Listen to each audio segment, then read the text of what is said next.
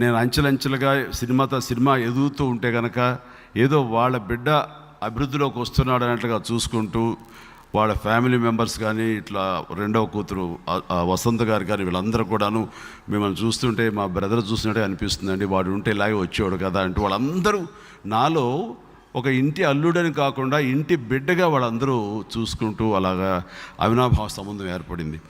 And అలాగా ఆ కుటుంబంతో ఉన్నప్పుడు నేను ఆయనతోటి ఎక్కువసార్లు కూర్చున్నప్పుడు ఆయన వ్యక్తిగత విషయాలన్నీ నాకు తెలిసి వచ్చినప్పుడు ఆయన కేవలం ఒక కమెడియన్గానో ఒక నటుడుగానో కాకుండా ఒక అత్యద్భుతమైన పరిణితి చెందిన గొప్ప వ్యక్తిత్వం ఉన్నటువంటి మనిషిగా నాకు అనిపించేవారు.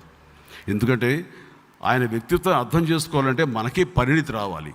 అలాంటి వచ్చే సందర్భంలో నేను కొద్దిగా అర్థం చేసుకుంటూ వచ్చాను. ఆయన గురించి స్టడీ చేస్తే మనం ఏదో మన ఊళ్ళో పుట్టాము, ఇక్కడ పెరిగాము, ఇక్కడ ఏదో ప్రయత్నం చేసాము, ఇక్కడ చచ్చాము, అయిపోయింది. ఇది కాదు జీవితం అంటే. ఎక్కడ పుట్టావు అని కాదు, ఇక్కడి నుంచి ఎక్కడికి వెళతాము, అక్కడి నుంచి ఎంత ఎత్తులకి ఎదగాలి, ఎంత దూరంగా అయినా సరే వెళ్ళి మన లక్ష్యాలను సాధించాలి అని అంటానికి ద బెస్ట్ ఎగ్జాంపుల్ ఆయన.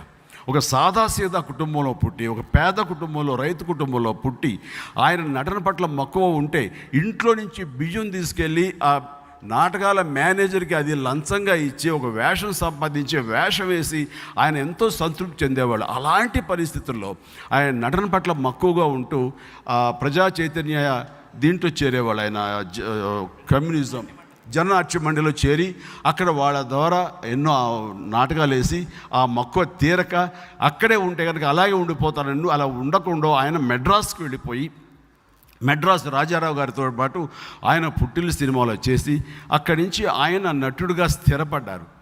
ఒక వ్యక్తి గురించి చెప్పాలంటే నటుడుగా స్థిరపడిపోయిన తర్వాత ఒక సాటిస్ఫాక్షన్ వచ్చేస్తుంది. నాకేముంది ఇప్పుడు ఎవ్రీ ఫిలింకి ఇంత డబ్బులు వస్తున్నాయి, కుటుంబం బాగుంది చాలు కదా అంటే అలా కాదు. ఆయనలో ఉన్న మరో గొప్ప విషయం ఏంటంటే నిరంతర విద్యార్థి, ప్రతి క్షణం నేర్చుకోవాలి, చదువుకోవాలి, నేనేదో ఇంకేదో సాధించాలని తపన ఆయన్ని డాక్టర్ని చేసింది. ఆ మధ్య నడి వయస్సులో ఆయన డాక్టర్ని అవ్వాలి అనే కోరిక రావటం అన్నది అది చాలా రేర్ క్వాలిటీ అది. ఇప్పుడు నేను ఆర్టిస్ట్గా సెటిల్ అయిన తర్వాత మరొక వ్యాపకం వైపు, మరో వ్యాపారం వైపు నేను వెళ్ళలేను. అంటే పాలిటిక్స్ వెళ్ళావు కదా అంతే, అది మధ్య చిన్న ట్రై చేశాను, అంత వదిలేసేయండి. సో అలాగా ఆయన డాక్టర్ని ఎందుకు కాకూడదు, నాకు ఎంతో కొంత సమయం దొరుకుతుంది కదా అంటూ ఆ వయసులో పుస్తకాలు తెప్పించుకుని చదువుకుని ఆర్ఎంపీ ప్రాక్టీస్ చేసి ఆమె రిజిస్టర్డ్ మెడికల్ ప్రాక్టీషనర్గా సర్టిఫికేట్ పొంది ప్రాక్టీస్ చేసి అందరి ఎవరైతే ఉన్నారో ఫిలిం ఇండస్ట్రీలో వాళ్ళందరికీ ఆయన డాక్టర్ అయ్యాడు. వాళ్ళ నాలుకల మీద ఈయన మందు వేసేవారు. ఆ రకంగా చెప్పాలంటే ఫిలిం ఇండస్ట్రీలో ప్రతి ఒక్కళ్ళ తల్లో నాలుక అయ్యాడు ఆయన. ఆ రకంగా అద్భుతమైన డాక్టరు.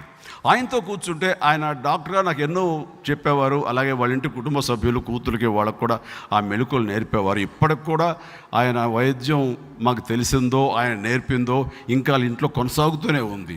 ఆ రకంగా అద్భుతమైన డాక్టర్ రామారావు గారికి, నాగేశ్వరరావు గారికి, కృష్ణ గారికి, ఎవరికి అది నాకు తెలిసిన అందరికీ ఇక్కడ ఉన్నటువంటి వెళ్ళిపోయారు. ఆయన కోట శ్రీనివాసరావు గారికి, అలా ప్రతి ఒక్కరికి ఆయన మందేసి తగ్గించేటువంటి అద్భుతమైన డాక్టర్ ఆయన.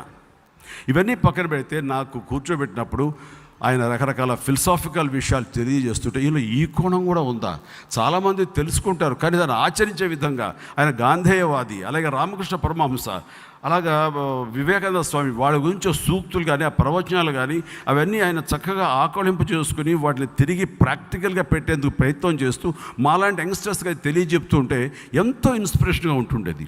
ఈవేళ ఆ పుస్తకంలో రాసినటువంటి మాట ఆయన ఎక్కడో చదివిన మాట, అది ఆయన ఫోటో కింద రాసిన మాట. అది నన్ను ఎంతో మోటివేట్ చేసింది, నన్ను ఎంతో ఇన్స్పైర్ చేసింది.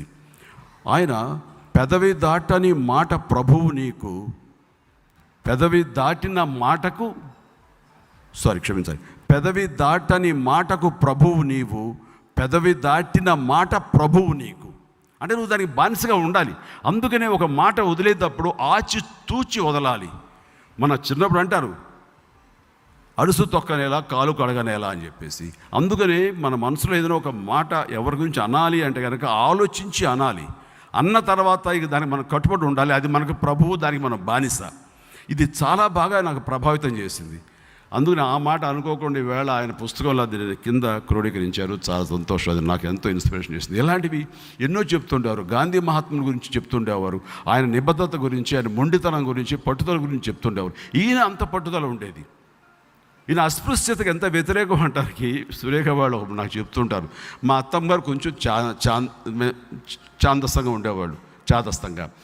ఇంట్లో ఎవరైనా సరే కొంచెం ఇదిగా ఉంటే, మా మంత్లీగా ఉండే పీరియడ్స్లో ఉంటే వాళ్ళు గబుక్కుని ఇంట్లో రావద్దని చెప్తుంటే ఆయన చాలా అవమానంగా ఉండేదన్నమాట. అలాగని ఇంట్లో మైలు పడిపోతుంది. ఏంటి మైలు అంటే అర్థం ఏంటని చెప్పేసి ఆ ఆడబిడ్డలు ముట్టుకుని ఇంట్లోకి వెళ్ళి అన్ని వస్తువుల్ని ముట్టుకునేవారు, అన్ని బట్టల్ని ముట్టేసుకుని ఇప్పుడు మైల ఏం చేస్తావంటే ఏం చేస్తారు, ఎవరు ఏమనలేరైనా.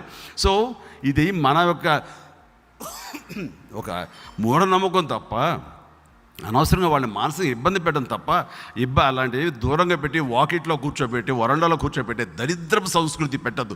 వాళ్ళు ఇంట్లోకి రమ్మని ఇంట్లో కూర్చోమని చెప్పి ఆయన అంత ఇదిగా ఎంత అడ్వాన్స్గా ఆలోచించేవాళ్ళు 40స్లోను 50స్లోను. సో ఏ రకంగా చూసుకున్నా సరే ఆయన ఎంతో అడ్వాన్స్డ్ థాట్స్ ఉన్నటువంటి మనిషి. ఆయన గురించి ఇలా మాట్లాడుతూ పోతే ఎంతైనా మనం మాట్లాడుకుంటూ వెళ్ళొచ్చు. అట్లాగా ఇంకా ఆయనలో ఎంత చతురత ఉంది అంటానికి ఇంకో చిన్నది, అది సరదాగా చెప్పచ్చు లేకపోతే మానేయచ్చు, చెప్తాను. దీన్ని ఇంతటితోటి ఆపేసి దీన్ని ఎక్కువ స్ప్రెడ్ చేయొద్దు. ఒకరోజు షూటింగ్ వచ్చారు, అన్నయ్య షూటింగు. ఆయన షూటింగ్ వచ్చే ముందు బయట గేట్ దగ్గర, బాబు అంటే నేను కొంచెం హీట్లో ఉన్నానా టెన్షన్లో ఉన్నానా అని, నేను సరదాగా ఉంటే మాత్రం అని వచ్చేస్తారు. ఉన్నానంటే అక్కడికి కామ్గా ఉండి వెనక్కి వెళ్ళిపోతారు. ఇది ఆయన ఉన్న అలవాటు. ఆ రోజు చాలా సాంగ్ సీక్వెన్స్ చాలా సరదాగా ఉన్నాను. కూర్చున్నారే మాట్లాడుకుంటున్నాము. సాంగ్ వస్తుంది, ఆయన వేటూరు గారు రాసిన సాంగ్ అది. వాన వల్లప్ప వల్లప్ప ఒళ్ళప్పగించే సామిరంగా అంటే వస్తుంది. అందులో చిన్న మిస్ట్ తోటి బాడీలు తడిచి ఉన్నాయి. నేను షార్ట్ చేసుకుని వచ్చి నేను పక్కన కూర్చున్నాను. బాబు ఏంటది పాట, వాన వల్లప్ప వల్లప్ప. మన చిన్నప్పుడు వాన వల్లప్ప వల్లప్ప అని పాడుకునేవాళ్ళం చేతులు పట్టుకుని.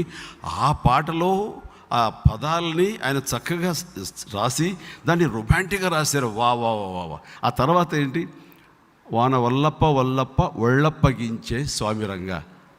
అమ్మని ఒళ్ళప్పగించే అంటే అయ్య బాబోయ్, చాలా రొమాంటిక్ ఫీల్ ఉన్నాయి ఆ వేటూరి గారు, చాలా బాగుంది అని. అటు నుంచి ఎవరో వ్యక్తి వెళ్తున్నారు. గించిందా అన్నారు. మా గారు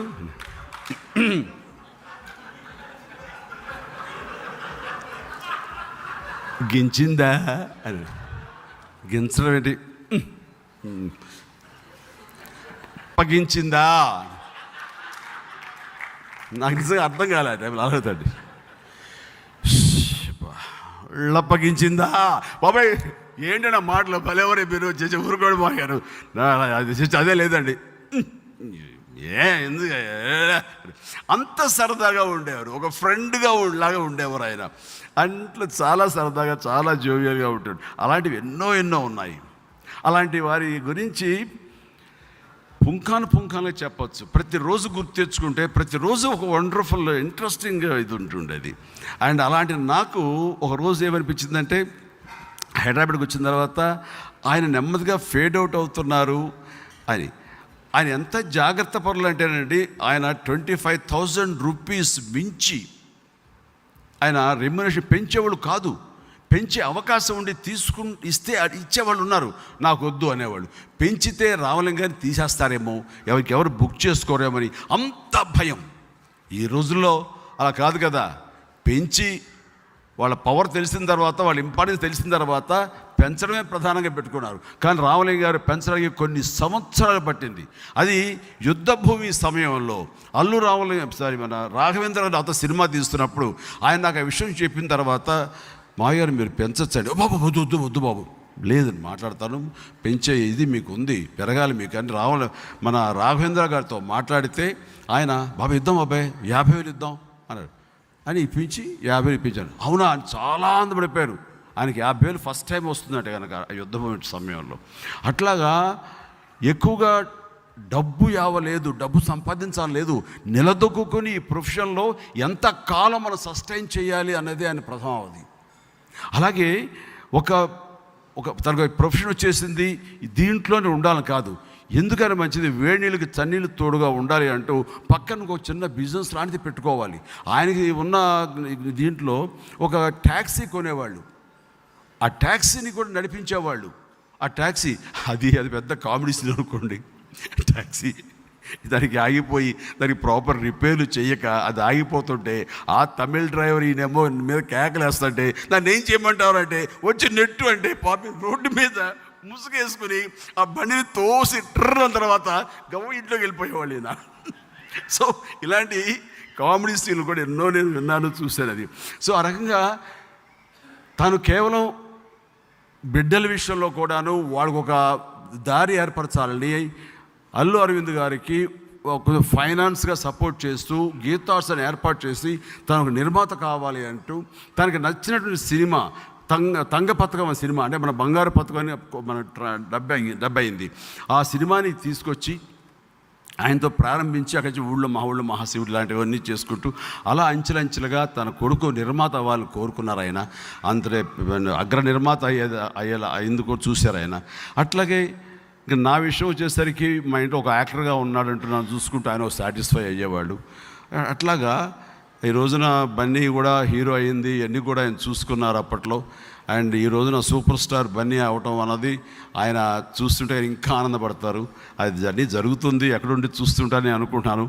ఆయన ఈ రోజున తన పేరు మీద ఈ 100వ పుట్టినరోజు నాడు, శత జయంతి ఉత్సవం నాడు ఇంత ఘనంగా ఉదయం ఆ స్టూడియో నిర్మించడం కానీ ప్రారంభించడం కానీ ఇక్కడ ఇంతమంది మహామోహుల యొక్క సమక్షంలో ఆయన గౌరవిస్తూ ప్రతి ఒక్కరు ఆయన గురించి కీర్తిస్తూ ఈ రకంగా మాట్లాడుతుంటే నిజంగా ఆయన చిరస్మరణీయుడు. ఆయన మరణించలేదు, మన మధ్య ఉన్నారు. దానికి ప్రధానమైన కారణం అల్లు అరవింద్ గారిని అంటాను. ఆయనకు స్ట్రాంగ్ ఇది ఉండి తండ్రి ఘనతని మనం చెప్పుకోవాలి. మనం చెప్పుకోకపోతే ఇంకెవరు చెప్పుకుంటారు? మనమే చెప్పుకోకపోతే మనవలు ఏం చెప్పుకుంటారు? మనలకి ఇంకేం బాధ్యత ఉంటుందంటూ ఆయన చేసి చూపించి నిలబెట్టి అది వారసత్వంగా తన బిడ్డలకి అప్పగించారు ఈ రోజున. కాబట్టి ఇది అప్రఖ్యాతంగా అలా సాగిపోతుంది. ఇది 100 సంవత్సరాలే కాదు, మరొక 100 ఏళ్ళు అలా కొనసాగుతూ రామలింగయ్య గారు అనే ఆయన ఒక చరిత్రలో గతించిన చరిత్రలో కాదు, నడుస్తున్న చరిత్రలో ఆయన చిరస్థాయిగా ఉండిపోవాలని కోరుకుంటూ నాకు ఈ అవకాశం ఇచ్చినందుకు, నేను ఆయన కుటుంబ సభ్యుని అయినందుకు నేను ఎంతో గర్విస్తున్నాను, సంతోషిస్తున్నాను. ధన్యవాదాలు.